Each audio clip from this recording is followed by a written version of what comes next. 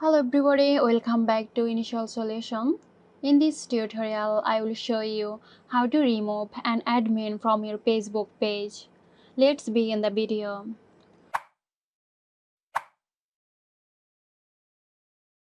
First, open the Facebook app on your smartphone and navigate to the page you manage. Navigate to the menu bar, then scroll down, expand Settings and Privacy. Now click on Settings to access the page's settings menu.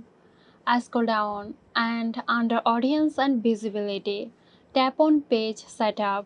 Then click on Page Access. This is where you can set who can access your page. Point to the admin you want to remove from the list. Click on the three dots next to their name. Tap Remove from Page to revoke their admin access.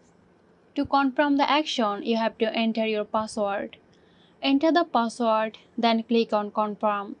This will remove the person from the page. So that's it. I hope this video helped you out.